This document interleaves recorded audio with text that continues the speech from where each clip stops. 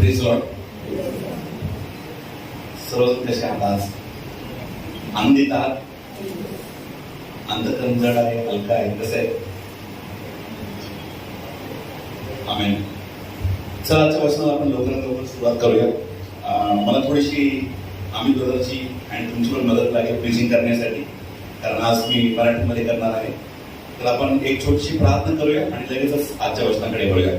आपण सर्व आपले अंतकरण परमेश्वराकडे लावूया, आपले नेत्र बंद करूया आणि आपण प्रार्थना करू. त्या पुस्तके पित्या प्रभू, आमच्या देवा प्रभू, आम्ही तुझ्या दयेच्या आणि कृपेच्या सिंहासनासमोर येतो प्रिय प्रभू. आणि प्रिय प्रभू, प्रार्थना करतो प्रभू, आजचं जे वचन आहे प्रभू खरोखरच तुझ्याद्वारे आलेलं आहे. आणि प्रभू, माझ्या मुखाला, माझ्या ओठाला, माझ्या कंठाला तू स्पर्श कर प्रभू. आणि प्रभू, एकूण एक शब्द जो बाहेर पडेल तो अभिषेक तसा पडू दे प्रभू. आणि प्रभू, ज्या कोणत्या व्यक्तीची जशी जशी गरज आहे प्रभू, मी जाणत नाही परंतु तू जाणतोस, त्या प्रमाणामध्ये त्यांच्याशी तू बोल प्रिय प्रभू. शिक्षित किंवा अशिक्षित त्या प्रत्येकाला समजल असं वचन तू माझ्या मुखामध्ये घाल प्रभू.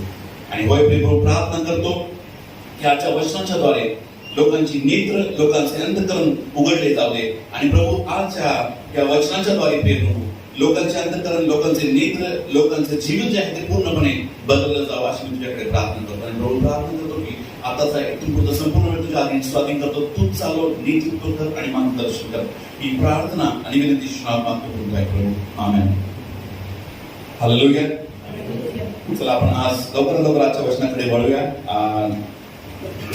मत्तयाचा 6वा अध्याय, मत्तय 6 आणि वचन 4-5. मॅथ्यू चॅप्टर 6 वचन 5, 6, 7, 8, 5 ते 8 आपण वाचूया. गुप्त प्रार्थना. आमेन. तसेच जेव्हा जेव्हा तुम्ही प्रार्थना करता तेव्हा तेव्हा ढोंग्यासारखे असू नका, कारण लोकांनी आपणास पाहावे म्हणून सभास्थानात व चव्हाट्यावर उभे राहून प्रार्थना करणे त्यांना आवडते. मी तुम्हाला खचित सांगतो की ते आपले प्रतिफळ भरून पावले आहे. तू तर जेव्हा जेव्हा प्रार्थना करतोस तेव्हा तेव्हा आपल्या खोलीचा व दार लावून घेऊन आपल्या गुप्तवासी पित्याची प्रार्थना कर, म्हणजे तुझा गुप्तदर्शी पिता तुला उघडपणे तिचे फळ देईल. तुम्ही प्रार्थना करता तेव्हा परराष्ट्रीयांसारखी व्यर्थ बडबड करू नका. आपण पुष्कळ बोललो म्हणजे आपले मागणे मान्य होईल असे त्यांना वाटते. तुम्ही त्यांच्यासारखे होऊ नका, कारण तुमच्या गरजा काय आहे ते तुमचा पिता तुम्ही त्याच्याकडे मागण्यापूर्वीच जाणून आहे. आमेन. Hallelujah.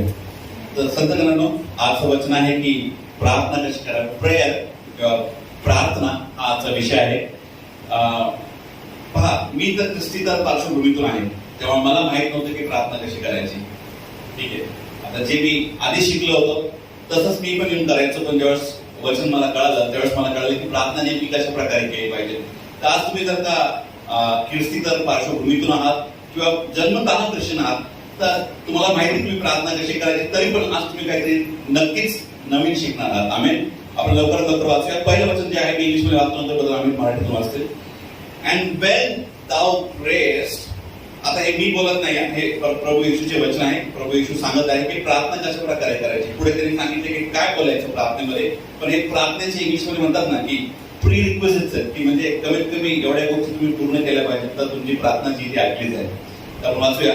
And when thou prayest, thou shall not be as the hypocrites are, for they love to pray standing in the synagogues and in the corners of the street, that they may be seen of men. Verily I say unto you that they have their reward. वचन 5. आमेन. तसेच जेव्हा जेव्हा तुम्ही प्रार्थना करता तेव्हा तेव्हा ढोंग्यासारखे असू नका, कारण लोकांनी आपणास पाहावे म्हणून सभास्थानात व चव्हाट्यावर उभे राहून प्रार्थना करणे त्यांना आवडते. मी तुम्हाला खचित सांगतो की ते आपले प्रतिफळ भरून पावले आहे. हालेलुया. तर पहा, बायबल स्पष्टपणे सांगतं की अशी काही लोक असतात. ठीक आहे, मी कोणाला दोष देत नाही, कोणाला बोट दाखवत नाही. याच वचनाप्रमाणे मी सांगतो की अशी काही लोक असतात की त्यांना दाखवायचं असतं की मी किती चांगली प्रार्थना करतो. आमेन. म्हणजे मला कोणाला दोष द्यायचा नाही, प्लीज कोणी वाईट वाटून घेऊ नका, वचनाप्रमाणे सांगत आहे प्लीज.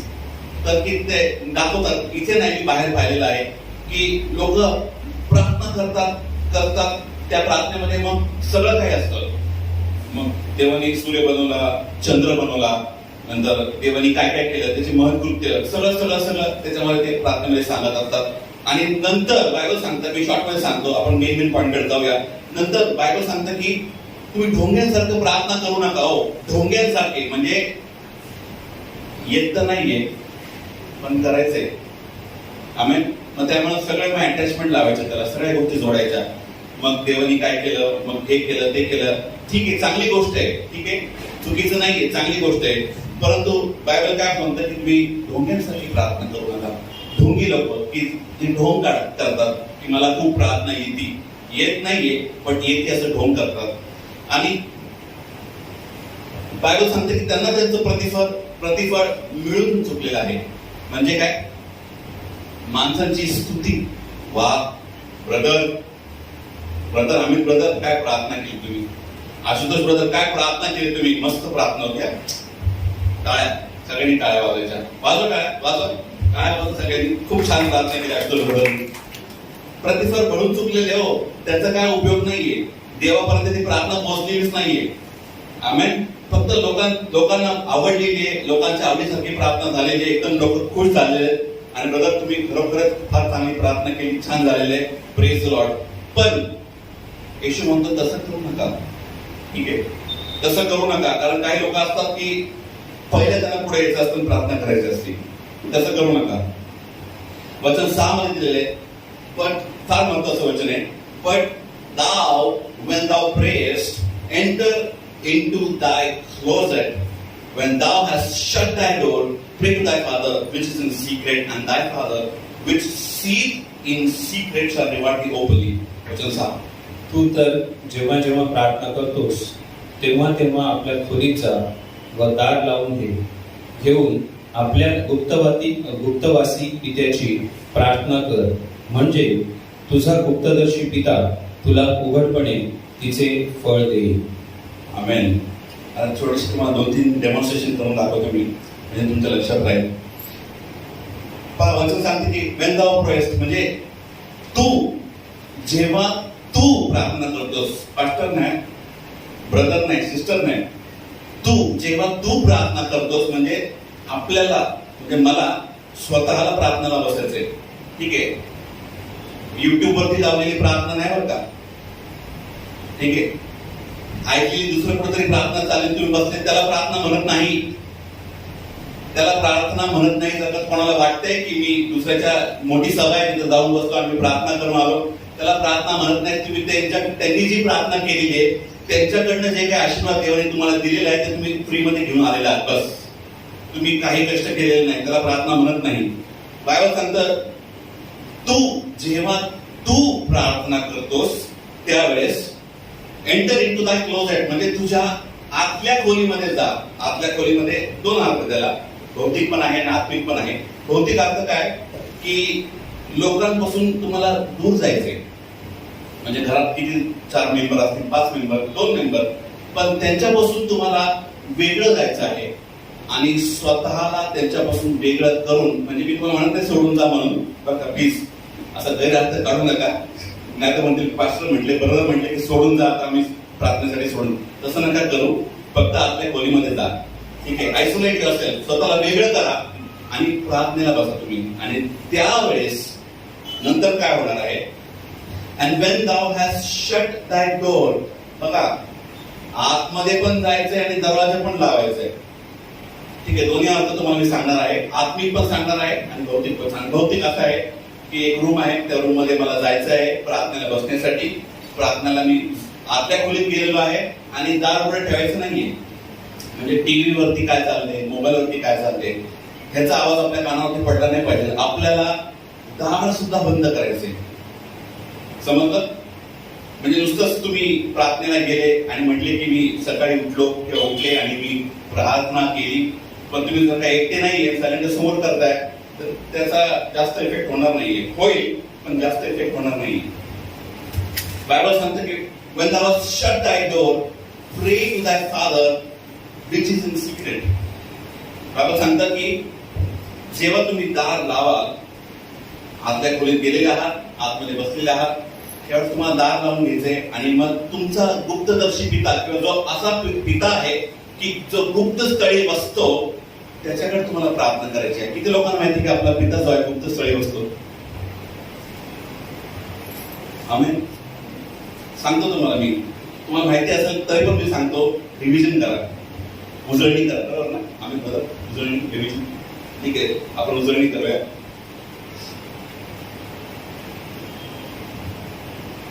बघा असं होतं, आपल्या चर्च नाही सांगत, मी बाहेर सांगतोय. ठीक आहे, की कल्पना करा की सून आहे, लग्न झालेलं आहे, नवीन नवीन सून घरात आलेली आहे, सासूचं सून काहीच ऐकत नाही. ख्रिश्चन फॅमिली मग करायचं काय? मग तेव्हा ही माझी जी सूनबाई आहे ती काहीच ऐकत नाही. प्रभू तिला सकाळी लवकर उठायची अक्कल दे. बरं का, सकाळी 6-5 उठलेलं आणि प्रार्थना करताय का? दार उघडून का? कारण तिने ऐकली पाहिजे ना तुमची प्रार्थना, म्हणजे तिच्या मनात जरा थोडा इफेक्ट झाला पाहिजे. म्हणून प्रभू तिला उठवून सकाळी, तिने सकाळी 7ला 5ला 4ला उठावं आणि प्रभू तिच्या डोक्यामध्ये थोडी अक्कल घाल. बाई ऐकते लोक विचारे तिकडनं झोपेत नाही. तसं नाही करायचं आपल्याला. तुम्हाला जर का दुसऱ्या कुठल्या तरी व्यक्तीचा बदल हवा असेल की मी असं नाही करू शकत, प्रभू माझ्या आई वडिलांचं अंतःकरण बदल, ते ऐकतात तिकडे बाहेर बसून टीव्ही बघतायत आणि मी आतून म्हणतो की प्रभू त्यांचं अंतःकरण बदल, त्यांना कळू दे की मी कसं देवामध्ये चालतो आणि मला कसा त्रास होतो, त्यांना कळू दे प्रभू. हे तुम्हाला सांगायचं नाहीये. म्हणून ते म्हणतो की दार लावून घ्यावं. आतलं दार तुम्ही आत गेलं ना, दार लावून घ्यायचं. कोणाला काय ऐकू यायची गरज नाहीये.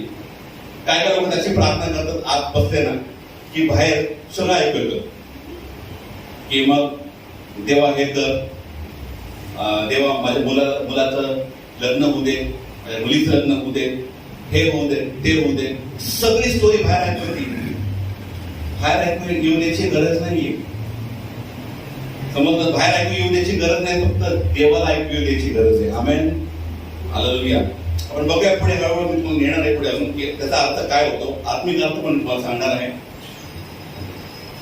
वचन पुढे सांगतं की thy father which is in secret and pray to thy father which is in secret and thy father which seek thee in secret shall reward thee openly. म्हणजे तुमचा गुप्तदर्शी पिता किंवा जो तुमचा पिता गुप्त स्थळामध्ये बसतो तो तुम्हाला पाहिल, गुप्त स्थळामध्ये आलेले पाहिल आणि तो तुम्हाला उघडपणे प्रतिफळ देईल. आमेन. तर आपण स्तोत्र 91 काढूया प्लीज.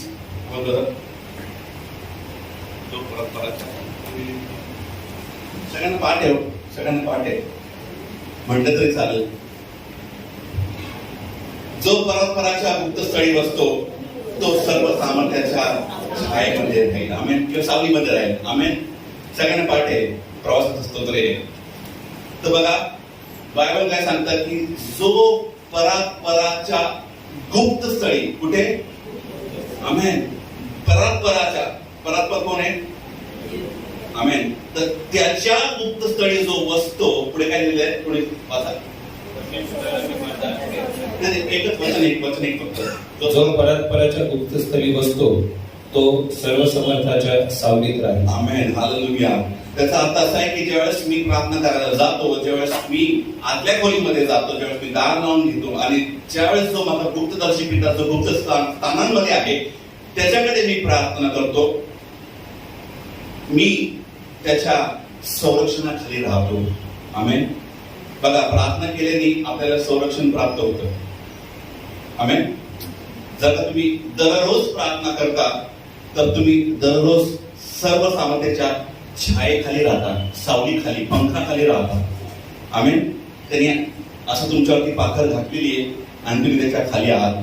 कोणी तुम्हाला हात लावू शकत नाही. जर का तुम्हाला प्रॉब्लेम आहेत लाईफमध्ये, जर का समस्या आहे तर मला तुम्हाला सांगू द्या, तुम्ही काहीतरी चुकीचं करताय आणि तुम्ही प्रार्थना करत नाही, अशी प्रार्थना करत नाही. करत असाल प्रार्थना, पण अशी प्रार्थना करत नाही की जी प्रार्थना तुम्हाला जो गुप्तदर्शी पिता जिथं आहे तिथं घेऊन जात नाही तुमची प्रार्थना. जर का तुम्ही प्रार्थनेला बसता मी बऱ्याच वर्षा आधी बोलले, आता पण परत बोलतो, जर का तुम्ही प्रार्थनेला बसता आणि जर का तुमच्या प्रार्थनेमध्ये जर का तुम्हाला परमेश्वराची उपस्थिती जाणवत नाही तर ती प्रार्थना व्यर्थ आहे. आमेन. ती प्रार्थना व्यर्थ आहे, त्याचा काही उपयोग नाहीये. तुम्ही देवापासून एवढे लांब आहात की देवाला इच्छा नाही तुमच्या जवळ यायची. संत बायबल सांगतं, ड्रॉ नाय into God and God will draw नाय इनटू यू. तुम्ही देवाजवळ या म्हणजे देव तुम्हाला जवळ येईल. आमेन. तर आपल्याला देवाच्या जवळ पहिले जायचं आहे, मग देव आपल्या जवळ येणार आहे. देवाने आपल्याला बोलवलेलं आहे, आपल्याला निवडलेलं आहे, सगळं काही उत्तम आहे. Praise the Lord. बट आपण ती जो मिनिमम क्रायटेरिया जो आहे की कमीत कमी एवढं तरी केलं पाहिजे, ते म्हणजे की देवाच्या जवळ जायचा प्रयत्न आपण केला पाहिजे. आणि ज्यावेळेस आपण जाऊ त्याच वेळेस देवाचं सानिध्य आपल्या जीवनावरती येतं आणि आपलं जी जागा आहे प्रार्थनेची, म्हणजे आपण आता इथे आहोत पण आत्म्यामध्ये आपण देवाच्या जवळ असतो. आमेन. आणि ज्यावेळेस तुम्ही अशी प्रार्थना करता की ज्या प्रार्थनेच्या द्वारे तुम्ही देवाच्या जवळ एलिव्हेट होता किंवा उंचावलेले जाता, त्या प्रार्थनेमध्ये तुम्हाला प्रोटेक्शन प्राप्त होतो. असं होतं बऱ्याच वेळेस की खूप लोक काय काय करतात, पण ख्रिश्चन लोकांना काय काय आहे त्यांना काहीच फरक पडत नाही. बघा, काही वर्षापूर्वी म्हणजे देवामध्ये ज्यावेळेस मी नवीन होतो त्यावेळेस मला छोट्या छोट्या गोष्टींचा फरक पडायचा, आत्मिक गोष्टींचा. बट नंतर हळूहळू जसं देवामध्ये वाढत गेलो त्याचा माझ्यावरती प्रभाव होणं कमी झालं, म्हणजे बंद झाला हळूहळू. आता मी काय बोलतोय तुम्हाला माहिती की नाही माहित नाही, परंतु बाहेरच्या जगामध्ये किंवा शत्रूच्या राज्यामध्ये असं असतं की त्यांनी तुम्हाला नुसतं तुमच्याकडे वाईट नजरेने जरी बघितलं तर तुमच्यावरती परिणाम होऊ शकतो. अशा गोष्टी आहेत, हे मला माहिती आहे, कारण मी तशाच पार्श्वभूमीतून आलेलो आहे. जर कोणाला प्रॉब्लेम असेल तर मला नंतर भेटा, मी तुम्हाला माझी साक्ष सांगतो, म्हणजे तुम्हाला कळेल. तर नुसतं त्यांनी तुमच्याकडे वाईट नजरेने किंवा नजरेने जरी बघितलं, आपण म्हणतो नजर लागली, आपण ख्रिश्चन लोक नाही विश्वास ठेवत, पण मी ख्रिश्चन नव्हतो, लक्षात ठेवा. मी त्या पार्श्वभूमीतून आहे की जिथं नजर लागायची आम्हाला. आमेन. आणि ते काय आहे हे पण मी तुम्हाला सांगेल, तर निवांत बोलू आपण याच्यावरती.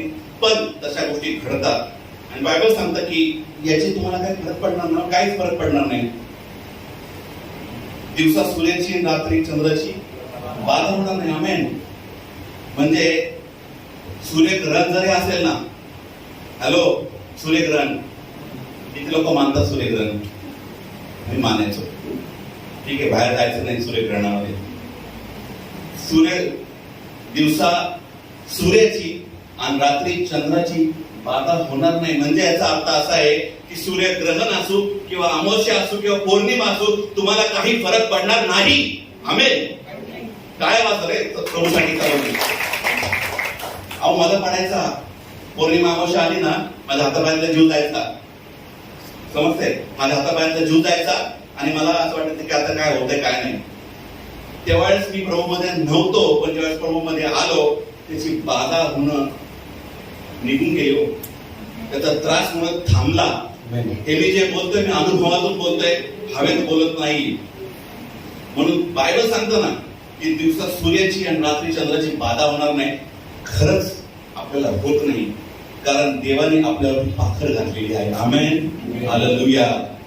आपण दिवसा सूर्याची म्हणजे ग्रहण ज्यावेळेस असतं त्यावेळेस असं मानलं जातं की बाहेर जायचं नाही, काय खायचं नाही, पाणी प्यायचं नाही, कारण काहीतरी होतं.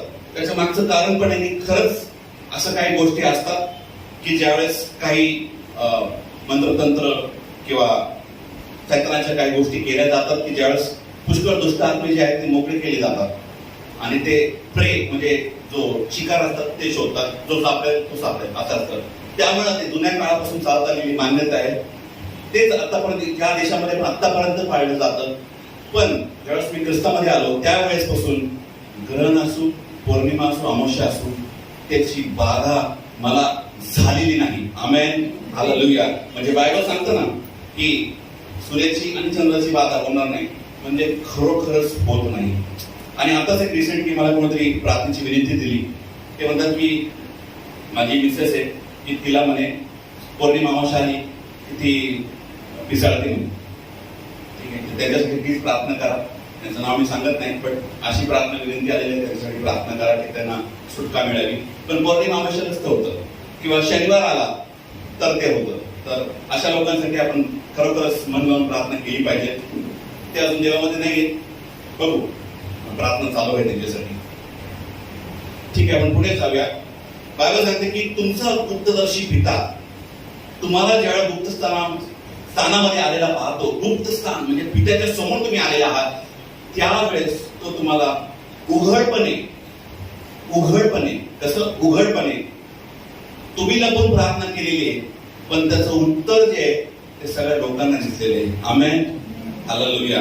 म्हणजे खूप वर्षापासून तुम्ही प्रार्थना करत आहात, कुठले तरी फार असं अवघड गोष्ट आहे की एक्झाम्पल लग्न होत नाही, सिंपल आहे, लग्न होत नाही. खूप वर्षापासून तुम्ही करताय कदाचित तुम्ही अशी प्रार्थना केली नसेल, पण ज्यावेळेस पासून तुम्ही अशी प्रार्थना करायला चालू करता त्यावेळेस किंवा कुठलीही असेल, मी हेच म्हणत नाही की फक्त लग्नच असेल, तुमच्या जीवनात कुठलीही गोष्ट असो, की नोकरी असेल, तुम्हाला मिळत नाही चांगली नोकरी, किंवा काही तुम्ही पकडा, काही घ्या, ते फक्त तुमचं उत्तर तुम्हाला मिळत नसेल आणि जर तुम्ही अशा प्रकारची प्रार्थना करत नसाल म्हणून तुम्हाला मिळत नसेल, पण ज्यावेळेस तुम्ही करायला लागता, तुम्ही आतमध्ये मागता, पण देव त्याचं उत्तर सर्वांच्या दृष्टी समोर देतो. आमेन, hallelujah.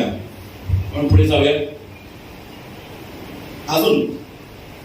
But when ye pray, use not vain repetitions. बघा आम्ही 7वं वचन म्हणते 6:7. हा, ओके. व्यर्थ बडबड. आम्ही कॉमेडी खूप. बायबल सांगतो ना की जेव्हा तुम्ही प्रार्थना कराल त्यावेळेस व्यर्थ बडबड करू नका. व्यर्थ बडबड, ठीक आहे, व्यर्थ बडबड काय मी सांगतो तुम्हाला, मी करायचो, नंतर मला कळलं की चुकीचं आहे, पण हे कॉमेडी. हे तुम्ही 108 वेळा म्हणा. समजतंय कोणाला? हे असं तुम्ही 7 शनिवार करा, रिपीट करा सगळं 7 शनिवार. असं तुम्ही 21 दिवस करा. मी हे अनुभवातून सांगतोय, ठीक आहे. हे 7 वेळा करा, 21 वेळा करा. पुष्कळच असं झालेलं आहे, जे लोक इतर पार्श्वभूमीतून ख्रिस्तात येतात, ते विचारतात की ब्रदर पास्टर जे काय असेल त्यानंतर की किती व्यवहार करायचे. हो म्हटलं, असं नसतं ते, किती व्यवहार करायचे, तुम्हाला यावं लागेल चर्चा. नाही ते आम्ही ह्याला गेलो होतो, त्याला गेलो होतो, आम्ही 7 केले होते, 21 केले होते, 11 केले होते. तसं नसतं. येशू ख्रिस्त हा दैवत नाहीये बरं का, दैवत. येशू ख्रिस्त हाच एकमेव देव आहे. आमेन. आणि तुम्हाला कदाचित तुमची गरज देवापेक्षा मोठी वाटती, पण देवाला त्या गरजेपेक्षा तुम्ही मोठे वाटता. आमेन. तुम्हाला वाटतं की अरे 2 टाइमचं खायला मिळावं. अहो, पण तुम्ही देवाच्या जवळ यावं, फक्त येऊन तर बघा, 2 टाइमचं काय 4 टाइमचं तुम्हाला पुरून उरल एवढं देईल. आमेन, आमेन. मी अनुभवातून सांगतो तुम्हाला की वेन रिपिटेशन्स. बघा, आपण ख्रिश्चन लोक पण काय वेगळे नाही. मी आधी सांगतो तुम्हाला, बोललं तर राग मानून घेऊ नका, कॉमेडी समजा. Hallelujah, hallelujah, hallelujah, hallelujah, hallelujah. Yeshu रक्त जय, येशू रक्त जय, येशू रक्त जय, येशू रक्त जय, येशू रक्त जय. बघा, आमच्या फॅमिलीमध्येच असं कोणीतरी होतं की जे असं म्हणतात hallelujah, hallelujah, hallelujah, hallelujah, hallelujah. ठीक आहे, येशू रक्त जय, येशू रक्त जय, येशू रक्त जय. अहो, हे काही मंत्र नाहीये, समजतंय का? हे मंत्र नाहीये. Press Lord, press Lord, press असं नाही, मंत्र नाहीये ते. वेन रिपिटेशन्स, त्याला व्यर्थ बडबड म्हणतात. व्यर्थ खोकणे, व्यर्थ बडबड असं करू नका. याला काय अर्थ नाहीये. देव तुमची प्रार्थना ऐकत नाही अशा केल्याने. लोक काय करतात बघा, कधी कधी काय होतं, ज्यांचं कनेक्शन होत नाही ना देवाबरोबर, म्हणजे माझ्या उदाहरण सांगतोय मी, पहिले मी करायचो म्हणजे कनेक्शन होत नाही, देवच ऐकतच नाही प्रार्थना, स्पर्शच करत नाहीये, पण काहीतरी व्हायला पाहिजे ना. ईश्वर रक्ताचं नाव घेतलं तर मग काहीतरी व्हायलाच पाहिजे. रक्त सगळ्यात पॉवरफुल आहे ना. म्हणजे काय व्हायलाच पाहिजे, ईश्वर पण तरी काय होत नाही. कारण अशी प्रार्थना देव ऐकत नाही. हे टाइमपास आहे, ठीक आहे. म्हणजे आपण गाडीला किक मारतो ना, स्टार्ट होत नाही, ती गाडी स्टार्टच होत नाही, ठीक आहे. का? कारण तुम्ही काहीतरी चुकीचं केले हो, हे तुम्हाला पण माहिती, ठीक आहे. तुम्ही आता 100 वेळा 108 वेळा जरी म्हटले किंवा 1,00,000 वेळा जरी म्हटले तर त्याचा काही फरक होणार नाही. व्यर्थ कोणी करू नका. बायबल सांगतं, मी सांगत नाही, मी माझ्या उदाहरणार्थ तुम्हाला सांगत आहे. तिसरी आज्ञा सांगते, देवाचे नाव व्यर्थ घेऊ नये. आमेन. हालेलुया. हो, ते तर अलाउडच नाहीये, पण तरी चुकतं आपल्या कधी कधी, बरोबर.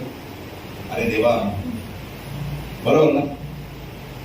अरे देवा, आपण असं म्हणतो, होतं व्यर्थ केला अलाउड नाहीये तरी चूक करतो, करू नका. पण एस्पेशली विशेषतः प्रार्थनेमध्ये तुम्ही असं करू नका. बघा, but when you pray, use not vain repetitions as the heathens do, for they think that they shall be heard for their much speaking. कारण बाहेरच्या लोकांना वाटतं की 1,00,000 वेळा जर का मी हा मंत्र बोलला तर माझं हे जे आहे ते सफळ होणार. तसं नाहीये. तुम्ही फक्त मन लावून एकदा येशू बोला, हो, तुमची प्रार्थना ऐकलीच जाईल. आमेन. 1,00,000 वेळा बोलायची गरज नाही, 1,000 वेळा बोलायची गरज नाही, 108 वेळा बोलायची गरज नाही. मन लावून फक्त एकदा तुम्ही येशूचं नाव उच्चारा, कुठलाही दुष्ट आत्मा असेल तो पळून जाईल. आमेन. हालेलुया. तर प्रभूला मोठी स्तुतीचे हात द्या, टाळ्या वाजवा प्रभूसाठी.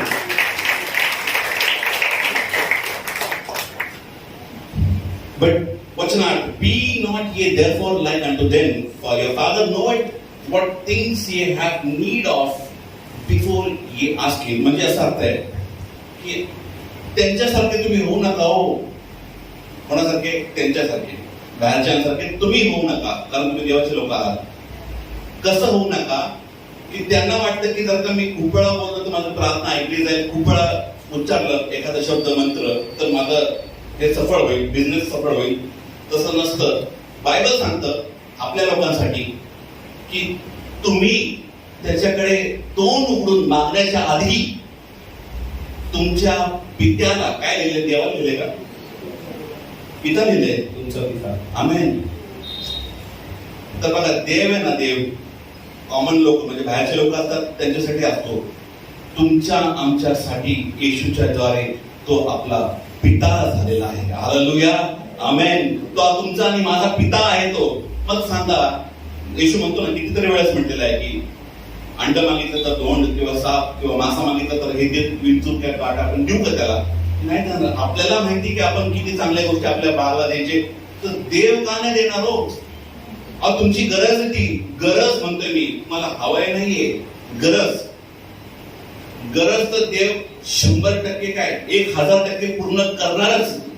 तुम्ही मुख उघडून मागण्याच्या आधी. म्हणजे बघा, असं झालेलं आहे, मी तुम्हाला खरं सांगतो, हे माझ्याबरोबर घडलेलं आहे. मी तुम्हाला सांगतो, एकदा नाही, पुष्कळ वेळा घडलेले, पण हे एकदा असं झालेलं आहे की गोष्ट घडली, म्हणजे मी असं वाचलं, मनात आलं आणि देवाने ते केलेले. छोटी गोष्ट आहे, एकदम छोटी गोष्ट आहे की जे कोणीच करू शकत नाही अशी गोष्ट आहे. एक दिवशी काय झालं, आमची सभा चालली होती, बराच वेळ चालली, पुष्कळ चालली, खूप वेळा प्रार्थना चालली आणि मला फार भूक लागली होती त्यावेळेस प्रार्थना चालू असताना. तर माझ्या मनात विचार आला की अरे खूप भूक लागली, प्रभू मला फक्त आज ना असं अंतःकरणात इच्छा झाली. काहीतरी होतं ना आपल्याला, असं रस्सा खावा, ठीक आहे, चिकन खावं, तंदुरी खावं. तसं माझ्या अंतःकरणात इच्छा झाली, आमलेट खावं, साधं, ठीक आहे. छोटी गोष्ट आहे, एकदम छोटी गोष्ट आहे. आणि मला खरंच अंतःकरणात वाटलं की अरे असं वाटतं की आता आज आमलेट खावं. काहीतरी वाटतं आपल्याला, पाऊस पडत असेल तर भजी खावशी वाटतात, ठीक आहे, पाऊस असेल तर वडापाव गरम गरम छान लागतं ना. तर तसं मला प्रार्थनेमध्ये झालं होतं की मला अंतःकरणात खूप वाटलं होतं, पण आता मी करायचं काय? तर मग प्रार्थना संपली, बरंच लांब होतं, त्याच्यानंतर 22 किलोमीटर लांब घर होतं. तिकडनं मी घरी गेलो, अजून जास्त भूक लागली होती, जास्त बोलून बसलो होतो. आणि तुम्हाला विश्वास बसणार नाही, माझ्या मम्मीच्या अंतःकरणात देवानी काय टाकलं माहित नाही, तिने आमलेट रेडी करून आणून माझ्यासमोर ठेवलं. आमेन. म्हणजे मला तुमच्या अंतःकरणात काय चाललंय ना ते देवाला माहिती असतं. आणि देवाने त्यावेळेस मला दाखवून दिलं, पहिल्यांदाच माझ्या समोर घडलेले की तुझ्या अंतःकरणात काय चालले नाही. मी त्यावेळेस देवाला भरपूर काही गोष्टी मागत होतो, चांगली नोकरी मागत होतो, फायनान्शियल ब्रेक थ्रू म्हणजे आर्थिक जे झगडा होता त्याच्यामध्ये मी प्रभूला मागलो होतो की प्रभू मला याच्यातून बाहेर काढ. पुष्कळ अशा गोष्टी होत्या त्याच्यात मी झगडत होतो. मी म्हणतो प्रभू तुम्हाला का उत्तर देत नाहीये, का उत्तर देत नाही. कोणाच्या मनात असं असेल की प्रभू मला तू का उत्तर देत नाहीये, तेव्हा मला फक्त एकच सांगितलं, तुझ्या अंतःकरणात एवढी ती इच्छा आली ना, ती देखील मी ऐकलेली आणि ती पूर्ण केलेली. आमेन. तो म्हणतो विश्वास कर. तो म्हणतो धीर धर, हार मानू नका. जर का कोणी असं असेल, जर का तुम्हाला वाटत असेल की माझी प्रार्थना इतक्या दिवसापासून मी करत का ऐकत नाही, अहो देवाला माहिती हो, पण ती वेळ आलेली नाही अजून. तुमचं उत्तर मिळण्याची वेळ आलेली नाही. तुम्ही म्हणत असाल की मी माझ्या कुटुंबासाठी प्रार्थना करत आहे की त्यांचं परिवर्तन व्हावं, मी प्रार्थना करते की चांगली नोकरी मिळावी, प्रार्थना करते की चांगला मुलगी मिळावी किंवा लग्न व्हावं. अशा पुष्कळ काही गोष्टी असतात तुम्ही प्रार्थना करत असाल. पण तुम्हाला वाटते की आता किती काळ प्रभू, 10 वर्ष झाले मी प्रार्थना करतोय किंवा करते, अजून किती काळ. प्रभू म्हणतो मला माहिती आहे तुला काय पाहिजे. आमेन. आणि तो तुमचं उत्तर द्यायला तयार देखील आहे. फक्त प्रभूची तुमच्याकडनं छोटीशी अपेक्षा आहे की तुम्हाला काय करायचंय, तुम्हाला आतल्या खोलीत जायचंय, दरवाजा लावून घ्यायचा आणि प्रार्थनेला बसायचं. पण याचं आत्मिक जे आहे ते मी तुम्हाला सांगतो. आता वचन 6चं आत्मिक त्याचं अर्थ काय आहे पहा. जेव्हा आपण प्रार्थनेला बसतो ना, म्हणजे माझं पण सांगतो, तुमचं नाही, मी माझं सांगतो. प्रार्थनेला ज्यावेळेस मी बसतो त्यावेळेस असं होतं की कुठला मेसेज आलेला आहे. किती जणांना हात नका वर करू, तुमच्या मनात तुम्ही हात वर करा. असा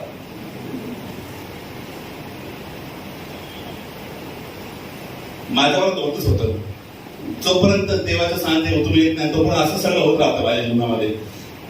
मी प्रार्थनेला बसतो आणि प्रार्थना करतो प्रभू असं तसं नंतर कुठेतरी काय भरकटलेलं असतं मन. आणि मी म्हणतो इतकं कसं बसलो मी विचार करत बरं का, प्रार्थना चालू आहे माझी आणि कुठेतरी बंदीकडे बसलेला असतो. प्रार्थनेला बसतो, अरे आज गाडीमध्ये हवा भरायची आहे. माझं सांगतो, तुमचं नाही, तुम्ही पवित्र लोक आहे, मी एवढा नाही अजून होतोय. प्रार्थनेला बसतो, ते आठवलं आता कामामध्ये ते राहिलं होतं माझं, कसं विसरलो मी ते. ठीक आहे, प्रार्थनेला बसतो, मला आज अमुक तमुक मेसेज करणार होती किंवा होता, अजून आलेलं नाही. सकाळ झाले, प्रेस लॉर्ड गुड मॉर्निंगचा मेसेज नाही आलेला अजून. असं होतं. मी सत्य सांगत आहे, माझ्या जीवनाच्या उदाहरणातून सांगत आहे, सगळ्यांबरोबर होतं. असं नाही का नाही होतं. देव काय म्हणतो, आतल्या खोलीत जा. ठीक आहे, आतली खोली म्हणजे काय, अंतःकरणात, आणि दार लावून घे. म्हणजे तुमचं मन भरकटणार आहे सगळीकडे. ठीक आहे, शॉपिंगला जाणार आहे, आज भाजी आणायला जायचंय, कुठल्या भाज्या आणायच्या, सगळं तुमचं मन तसं करणार आहे. पण देव म्हणतो की दार लावून घे, म्हणजे तुमच्या मनाला भाजीच्या दुकानातून आणायचंय आणि प्रार्थनेला बसवायचंय तुमच्या मनाला. आमेन. तुमच्या अंतःकरणामध्ये तुमचं जे काय आहे ते सगळं काढून टाकायचं आहे. स्वच्छ केल्यानंतर तुम्हाला प्रार्थनेला बसायचं आहे आणि तुमचं मन जागेवर आणायचं. आमेन. पहिले आतल्या खोलीत जा, म्हणजे प्रार्थनेला बसा, मन चित्त एक करा, आणि जेव्हा तुमचं मन भरकटेल तेव्हा ते दार लावून घ्या. म्हणजे आतला विचार बाहेर नाही, बाहेरचा विचार आतमध्ये नाही. आमेन. आणि नंतर काय करायचंय मग, okay, pray to the father see the secret. Okay, secret already तुम्हाला मी सांगितलंय सिक्रेट. तर आता ही जी प्रार्थना आहे, अशा प्रकारची प्रार्थना. आता सिक्रेट मध्ये म्हणजे गुप्तस्थळी गेल्यानंतर काय प्रार्थना करायची किंवा कशी करायची हे किती लोकांना जाणून घ्यायचंय. आम्ही एकच हात, सगळ्यांना नको, ब्रदर तुम्ही मला नंतर भेटा. आम्ही आपण ख्रिश्चन आहोत, म्हणजे मी आता झालो, पण आधी तुम्ही पहिल्यापासून आहात. पण हे जे सिक्रेट आहे, जर का खरोखर तुम्हाला इच्छा असेल ना, तर मी हे सिक्रेट तुम्हाला देतो आणि तुम्हाला कोणीही तुमच्या प्रार्थनेला अडवू शकणार नाही. आमेन. चला आपण थोडक्यामध्ये पाहूया. मी वचन घेणार नाही कारण ते खूप मोठं आहे. ड्यूटरॉनॉमी म्हणजे आय थिंक अनुवाद येस, अनुवाद 25 ते 30 तुम्ही आरामशीर घरी जाऊन वाचा, खूप मोठं आहे ते.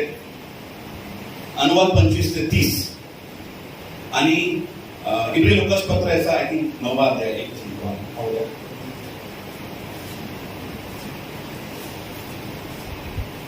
येस इब्री लोकास पत्र याचा 9वा अध्याय.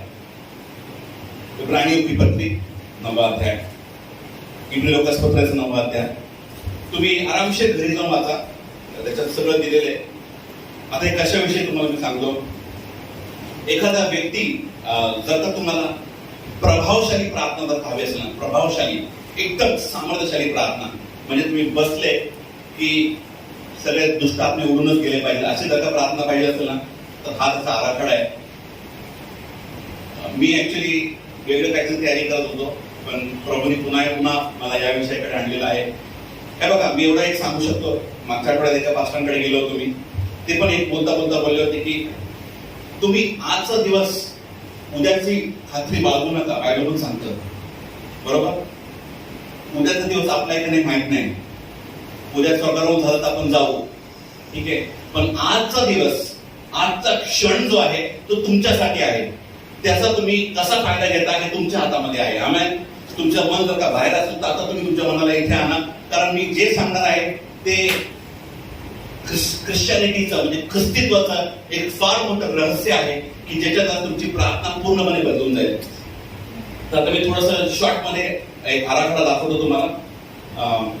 हे कशाविषयी आहे? हे मोशेचा निवास मंडप जो आहे त्याच्याविषयी आहे. पुष्कळांना माहिती असेल, मोशेच्या निवास मंडपामध्ये तीन भाग आहेत. बाहेरील पटांगण, पवित्र स्थान आणि परमपवित्र स्थान, ठीक आहे. तर बाहेरील पटांगणामध्ये 2 पात्र आहेत. लक्षात ठेवा, फक्त 2 पात्र आहेत. एक आहे ब्रेझन ऑल्टर म्हणजे पितळी वेदी, ठीक आहे. वेदी आहे बाहेर, लक्षात ठेवा फक्त, पितळी वेदी. नंतर पितळी घंगाळ, ठीक आहे. त्याच्यानंतर पवित्र स्थान आहे. पवित्र स्थानामध्ये 3 पात्र आहेत. एक आहे टेबल ऑफ शूब्रेड म्हणजे भाकरीचा मेज. त्याच्या समोरच्या बाजूला आहे 7 कॅन्डलस्टिक्स म्हणजे 7 समया. आणि समोरच्या बाजूला आहे धूपवेदी, ठीक आहे. आणि आतमध्ये जेव्हा जा तर त्या ठिकाणामध्ये ग्लोरी सीट ज्याला म्हणतात की कोश, हा कराराचा कोश. येस, कराराचा कोश आहे. आणि कराराच्या कोशावरती एक ग्लोरी सीट म्हणून आहे. नाही, मर्सी सीट, ग्लोरी सीट नाही, क्षमा करा, मर्सी सीट म्हणून आहे. त्याच्यावरती 2 करूप आहेत की ते असे छाया करून आहेत आणि ते त्याला मर्सी सीट असं म्हटलेलं आहे. आणि त्याच्यामध्ये कराराच्या कोशामध्ये काही वस्तू ठेवलेल्या आहेत. त्याच्याविषयी आपण नाही बघणार आता. पण हे जे पात्र जे आहेत इथे ठेवलेले, हा जो आहे त्या प्रत्येक चर्चला, प्रत्येक ख्रिस्ती व्यक्तीला हा आराखडा लागू होतो. कसं काय तुम्हाला मी सांगतो, नीट लक्ष द्या. पहा, ज्यावेळेस आपण बाहेरील पटांगण जे आहे, बाहेरील पटांगण त्याचं नावच आहे की बाहेरील पटांगण. तर बाहेरील पटांगणामध्ये 2 आहेत. एक म्हणजे पितळी वेदी, पितळी घंगाळ. तर बघा, ज्यावेळेस आपण ख्रिस्तामध्ये येतो ना, त्यावेळेस आपण वेदी समोर येतो. जो क्रूस खांब आहे, आमेन, तो क्रूस खांब म्हणजे पितळी वेदी आहे. का? कारण येशूनी आपला प्राण त्या ठिकाणी दिलेला आहे. आमेन. तर ती म्हणजे पितळी वेदी आहे. जे जुना करार जो आहे तो नवीन कराराची छाया आहे. हे सर्व त्या प्रमाणामध्येच घडलेलं आहे. जो येशू आलेला आहे तो त्या प्रमाणामध्ये टाकलेला आहे. त्या आराखड्यामध्येच ते सर्व काय केलेलं आहे. इब्री लोकास पत्राचं 9वा अध्याय तुम्ही नीट वाचलं तर त्याच्यात तुम्हाला कळून येईल की ते काय लिहिलेलं आहे. मी एकदम नीट मध्ये जाणार नाही, बरोबर तुम्हाला सांगतो. बायबल सांगतं की पहिलं जे आहे तिथं अर्पण करायचं असतं वेदीवरती, आणि ते रक्त ते त्याच्यानंतर मग धुवायचे असतात हात आणि पाय, आणि नंतर मग आतमध्ये घेऊन जाऊन ते रक्त लावायचं असतं. तर येशूनी त्या ठिकाणी, म्हणजे बघा, ज्यावेळेस कोणी ख्रिस्ती व्यक्ती किंवा एखादा व्यक्ती ज्यावेळेस येशूकडे येतो ना, त्यावेळेस तो डायरेक्ट आतमध्ये जाऊ शकत नाही, कोणालाच परवानगी नाही. तो पहिले क्रूस खांबाकडे येतो. आमेन. क्रूस खांबाकडे आल्यानंतर पश्चाताप, ठीक आहे, पश्चाताप करणे, आणि त्याच्यानंतर धुणे म्हणजे पापापासून मुक्त होणे, रेमिशन ऑफ सिन्स. पापापासून शुद्ध केले जाणे. आमेन. पापांना कॅन्सल केले जाणे. रेमिशन ऑफ सिन्स म्हणजे कॅन्सलेशन ऑफ सिन्स. कॅन्सल म्हणजे पूर्णपणे रद्द करून टाकणे. तुमच्यावरती जे पाप आहे ते रद्द करून टाकणे. आणि धुणे, तुमचे जे पाप आहेत त्याच्यापासून तुम्ही शुद्ध केले जाता. एक इंग्लिशमध्ये वर्ड आहे त्याचं नाव ते सायंटिफिकेशन. काय सायंटिफिकेशन? सायंटिफिकेशन म्हणजे तुम्ही शुद्ध केले जाणे. आमेन. तर बघा, पवित्रकरण, शुद्धीकरण, तुम्ही सायंटिफाय केले जाता. सायंटिफिकेशन ख्रिस्तीत्वामध्ये फार फार गरजेचं आहे.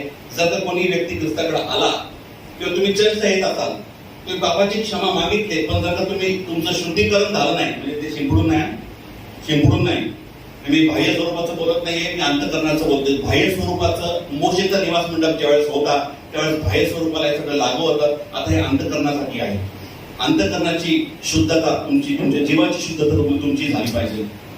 आणि त्याच्यानंतर आतमध्ये पवित्र स्थान आहे. पवित्र स्थानामध्ये 3 पात्र आहेत. 3 पात्र कुठले? तर टेबल ऑफ शू ब्रेड, नंतर टेबल ऑफ इन्सेन्स आणि 7 समय. देवाच्या संतगणांनो, कुठलीही मंडळी तुम्ही पाहाल की बऱ्याचशा मंडळ्या ज्या आहेत त्या आज फक्त बाहेरील पटांगणामध्ये आहेत. बाहेरील पटांगणात म्हणजे काय? की येशूने तुमच्यासाठी जीव दिला, पश्चाताप करा, क्षमा मागा.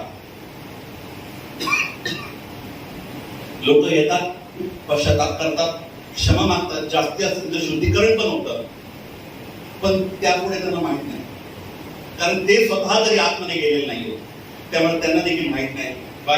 बघा, एक देवाचे सेवक ते म्हटलेले आहेत की जिथे तुम्ही आहात, डॉन मोईन, त्याला माहिती असेल डॉन मोईन, तर जिथे तुम्ही आहात तुम्ही लोकांना तिथपर्यंतच नेऊ शकता. देवामध्ये असं आहे की जिथे तुम्ही थांबलेला आहात, समजा मी बाहेरील पटांगणामध्ये आहे, तर मी तुम्हाला फक्त तिथपर्यंतच आणू शकतो, मी आतमध्ये नाही घेऊन जाऊ शकत तुम्हाला. पण जर का मी पवित्र स्थानामध्ये आहे, पवित्र स्थानामध्ये म्हणजे काय सांगतो, तर मी तुम्हाला पवित्र स्थानापर्यंत आणू शकतो, पण खूपच थोडके असतात. जर का मी परमपवित्र स्थानापर्यंत पोहोचू शकतो, मला परवानगी आहे, ऍक्सेस आहे, तर मी तुम्हाला देखील आणू शकतो. आमेन. तर पहा, हे सेवेच्या पातळ्या आहेत की जे मंडळी जिथे आहे ते नवीन लोक आले ते तिथपर्यंतच थांबतात. जर का एखादी मंडळी परमपवित्र स्थानापर्यंत पोहोचून सेवा करणारी असेल ना, तर ती लोकांना पण तिथपर्यंत घेऊन जाऊ शकते. आमेन. तर 3 पात्रांचा अर्थ काय मी सांगतो. बघा, ज्यावेळेस तुम्ही आतल्या टेबल ऑफ शू ब्रेड, समजा हा कल्पना करा की हा भाकरीचा मेज आहे. भाकरीच्या मेजामध्ये काय होतं की गरम गरम भाकऱ्या आणून ठेवायच्या, ठीक आहे. आणि त्याचा आत्मिक अर्थ तुम्हाला सांगतो की ज्या वेळेस मंडळी म्हणून आपण ज्यावेळेस आतमध्ये येतो, चर्चमध्ये येतो, त्यावेळेस आत्मिक रीतीने तुम्हाला ती जी भाकर आहे ती गरम गरम खायला मिळाली पाहिजे. आमेन. म्हणजे शिळं वचन नाही चालत इकडं, इथून वचन जिवंत चाललं पाहिजे. म्हणजे मी बायबल मधलं एखादं वचन वाचलं आणि त्याच्यात तुमच्या अंतःकरणात काय फरक पडत नाही आणि मला त्याचं टोचणी लागते, तर त्याचा काय अर्थ नाही. जर का पवित्र स्थानाची मंडळी असेल ना, तर ते वचन आहे ना, वचन जिवंत येतं. तुम्ही म्हणता, हा पास्टर खरोखरच तुम्ही जे बोलले ना ते मला लागलं, म्हणजे पवित्र स्थानामध्ये आहे. नंतर ते वचन गरम गरम खायचे, गरम गरम, शिळ झाल्यावरती नाही, म्हणजे तासं जसं स्वर्गातून येते तुम्हाला ग्रहण करायचे, तासं तसंच आलं पाहिजे. तीच मंडळी पवित्र स्थानातली मंडळी. आणि पवित्र स्थानामध्ये एक पण खिडकी नाहीये, तर तिथे जी अग्नी आहे ती 7 समय जे आहेत, 7 समयात त्याच्याद्वारे ती अग्नी आहे. तर त्याला परवानगी नव्हती की बाहेरची अग्नी आणण्याची, ठीक आहे. निवास मंडपामध्ये परवानगी नव्हती की बाहेरची अग्नी आणण्याची. आज पुष्कळ मंडळांमध्ये तुम्हाला बाहेरची अग्नी आलेली दिसते. कॉम्प्रोमाइज, पुष्कळ मंडळांमध्ये कॉम्प्रोमाइज आहे. आज बाहेरची अग्नी देवाला आवडत नाही. हो, बाहेरचं तुम्ही काय आणलेलं, बाहेरच्या तुमच्या सवयी, ठीक आहे, बाहेरचं तुमचं जे काय असेल, शोषा. मी तर पाहतो की बऱ्याच ठिकाणी पाहतो चर्चेसमध्ये रॉक स्टार सारखे चर्चेस हे केले जातात. रॉक कॉन्सर्ट सारखे चर्चेस भरवतात. तुम्ही काय देताय लोकांना? तुम्ही लोकांना देव देताय का रॉक कॉन्सर्ट देताय? बाहेरची अग्नी आणताय तुम्ही, परवानगी नाही तुम्हाला तसं करायची. लोक ते करतात, आज कॉम्प्रोमाइज करतात. ते का?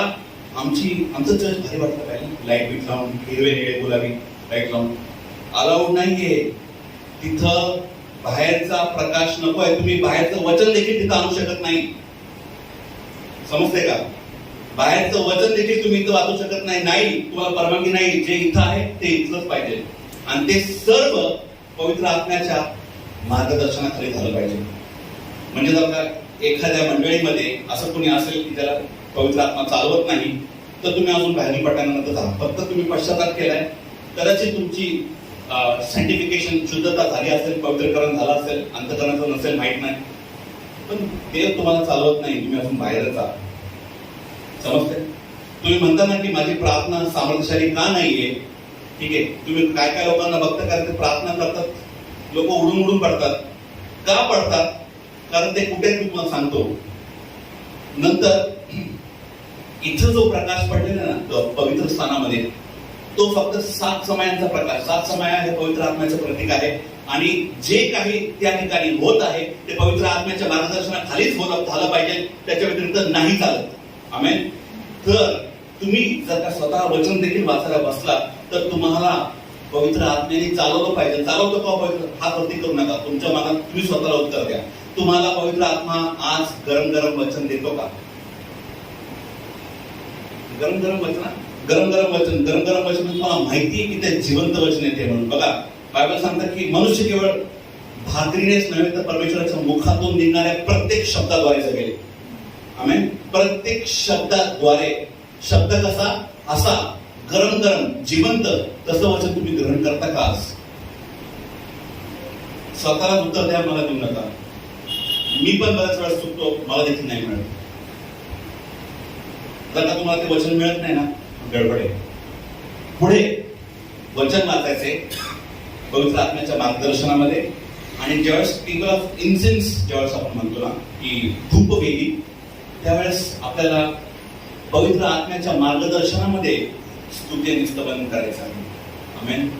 स्तुती, स्तवन, प्रार्थना. स्तुती, प्रार्थना, स्तवन असं करायचं आहे. तर ज्यावेळेस आपण अशा प्रकारची प्रार्थना करू, संत हो,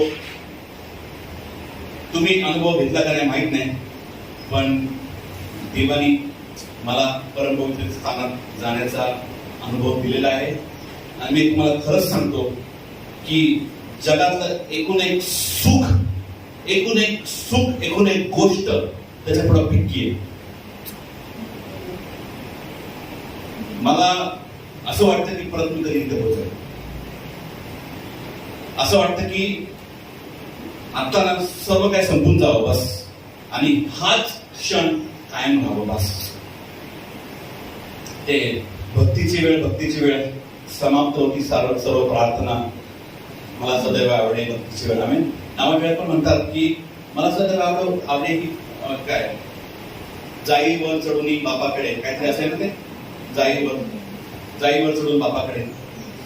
त्यांनी याचा अनुभव घेतलेला आहे हो, म्हणून त्यांनी ते कवितेमधून दर्शवलेले आहे. नावावेळ एकदम अप्रतिम असे कविता लिहितात. अक्षरशः त्यांनी जो अनुभव घेतलेला आहे ते शब्दामध्ये उतरवतात. आणि तसंच जर का तुम्ही करत आहात तरच तुमची प्रार्थना ऐकली जाणार आहे.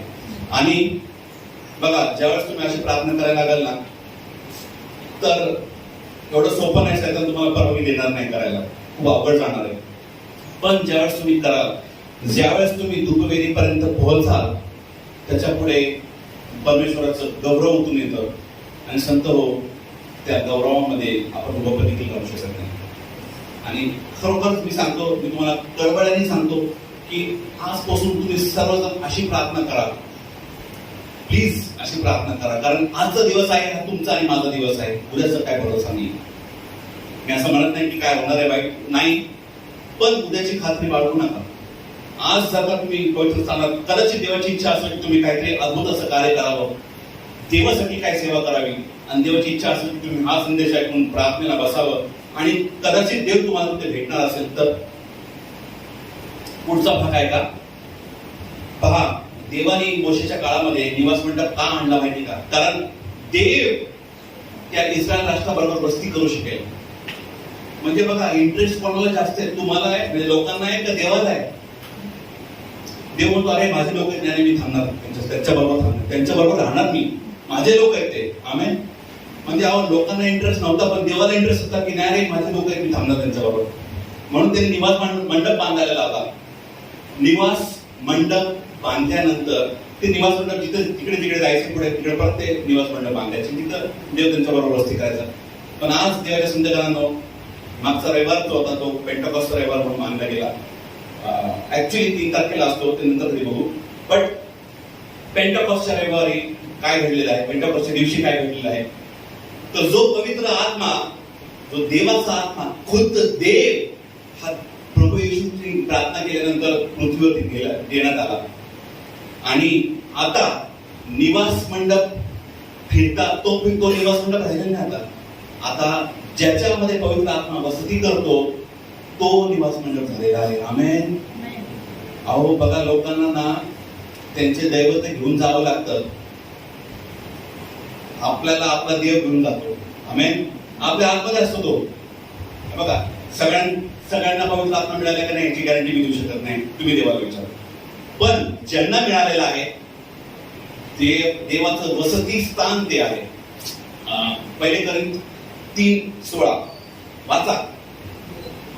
No ye not that we are the temple of the living God. वाचा, कोणतरी वाचा वरती. सिस्टर तुम्ही वाचा, कोणतरी वाचा.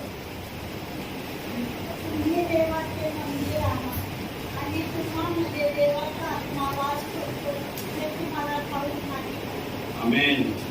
बघा त्यांना उद्देश दिलेले आहे की त्यांच्यावर पवित्र आत्मा वस्ती करतो. पण देवाचं पवित्र स्थान आता आपण आहोत. निवास मंडप आता आपण आहोत आणि आपल्यामध्ये देव वस्ती करतो. आधी देव असा सामुद्रिक निवास मंडपामध्ये राहायचा, पण आता ते निवास मंडप आपण होतो. आमेन. मग आता कसं शक्य होईल की तुम्ही प्रार्थना करताना तुमच्या प्रार्थनेचं उत्तर मिळत नाही, असं होईल का? सांगा मला. शक्यच नाहीये. जर का काहीतरी तुम्ही करता आणि होत नाही तर काहीतरी गडबड. पहा, मी आता इथे बंद करतो, पण मी तुम्हाला सर्वांना एक उत्तेजना देतो की जर का तुमच्या प्रार्थनेचं उत्तर मिळत नाही तर हार मानू नका. स्वतःच्या जीवनाचं अवलोकन करा आणि पहा की तुम्ही कुठे चुकता. देवाकडे मागे फिरा, पश्चाताप करा.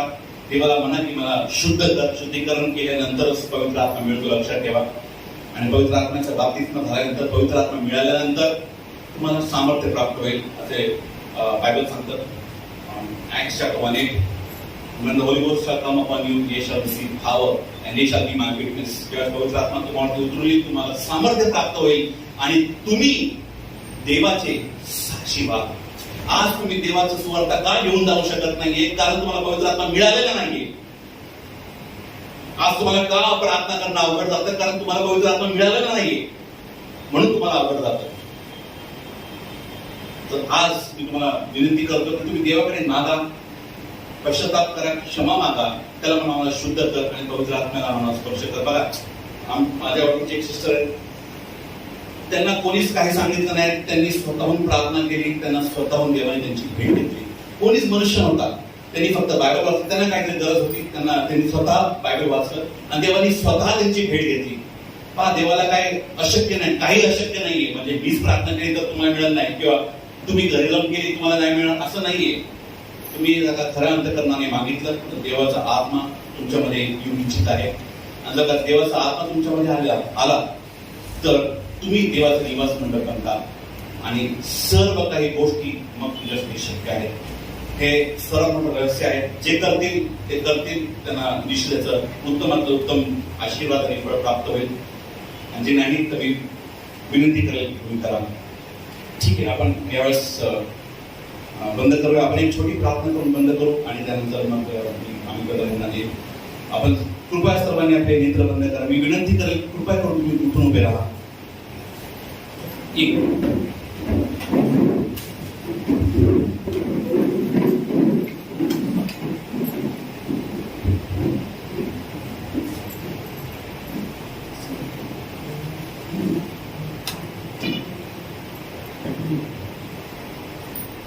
छोटस आपण एक गीत घेऊया आणि या गीताच्या द्वारे आपण प्रार्थना करूया. परमेश्वराला मागूया की त्याने आपल्याला स्पर्श करावा म्हणून.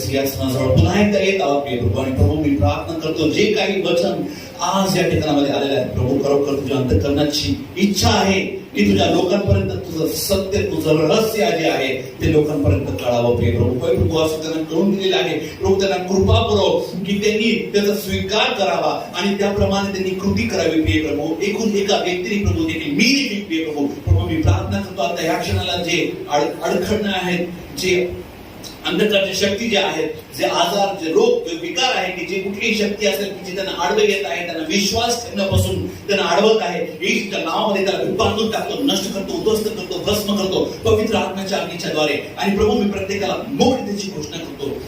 I set everybody free. प्रत्येकाला मोकळं करतो, मोकळं करतो, मोकळं मोकळं मोकळं मोकळं मोकळं set free free free free free. प्रत्येकाच्या मनाला मोकळं करतो, मोकळं करतो, मोकळं करतो प्रभू. स्पर्श कर, स्पर्श कर, स्पर्श कर प्रभू. हाच तुझ्या अग्नीच्या द्वारे प्रत्येकाला स्पर्श कर प्रभू. जो पेंटेकॉस्टच्या दिवशी जशी अग्नी उतरून आली प्रभू, तशी प्रत्येकाला तो स्पर्श कर. जे येते प्रभू स्पर्श कर, स्पर्श कर, स्पर्श कर, स्पर्श कर, स्पर्श कर. Touch touch touch touch touch touch touch. प्रत्येक एकूण एक व्यक्तीला प्रभू जो आलेला आहे आणि जो ऐकत आहे प्रभू, प्रत्येकाचं अंतःकरण बदलू दे प्रभू. कोणालाच रिकाम्या हाताने जाऊ दे नको प्रभू. जी कोणती ती त्यांची गरज असेल ती गरज त्यांची पूर्ण कर प्रभू. येस प्लीज कृपा करून प्रभू, कृपा करून कोणालाही रिकाम्या हाताने जाऊ दे नको प्रभू. Please please. कोणतीही गरज असेल, पैशाची गरज असू, दृष्टीची गरज असू, ऐकायची गरज, कानाची गरज असू, हाताची गरज, जे काय असेल प्रभू, त्यांना जे काय कमी असेल प्रत्येक गरज पूर्ण केली जाऊ. प्रत्येक गरज प्रभू वचन सांगतं की तुम्ही मुख उघडून मागण्याच्या आधी तुमच्या गुप्तवर्षी पित्याला माहित आहे, ठाऊक आहे की तुम्हाला कशाची गरज आहे. प्रभू आम्ही मुख उडून मागण्याच्या आधीच तू आमचं ऐक आणि आमच्या प्रार्थनेचं उत्तर दे. स्पर्श कर एकूण एकाला प्रभू. एकूण एकाच्या जीवनामध्ये प्रभू तू साक्ष निर्माण कर प्रभू, साक्ष निर्माण कर. स्पर्श कर एकूण एकाला प्रभू. कोणालाच एका हातीने जाऊ दे प्रभू. हा अभिषेक, हे वचन मी शिक्कामोर्तब करतो, हे उत्तर शिक्कामोर्तब करतो, प्रत्येकाचं तारण शिक्कामोर्तब करतो, आमच्या प्रत्येकाचं जीवन शिक्कामोर्तब करतो, आमचे कुटुंब शिक्कामोर्तब करतो. प्रभूच्या रक्ताच्या, प्रभूच्या तेलाच्या आणि पवित्र आत्म्याच्या अग्नीच्याद्वारे केलं. आणि प्रभू प्रत्येकाचं संरक्षण कर. प्रत्येकाला प्रभू त्यांना तारण दे. ज्यांना नाही, ज्यांना पवित्र आत्मा नाही, त्यांची तू भेट घे आणि त्यांना तू पवित्र आत्मा दे प्रभू. प्रार्थना करतो, स्पर्श कर येशूच्या नावामध्ये प्रभू. प्रभू ही प्रार्थना ऐकलीस, माझा विश्वास आहे, कारण तू आज तू उपस्थित आहे आणि तू स्पर्श केला आहेस म्हणून कोटी वेळेस धन्यवाद. प्रार्थना विनंती मागतो. आमेन.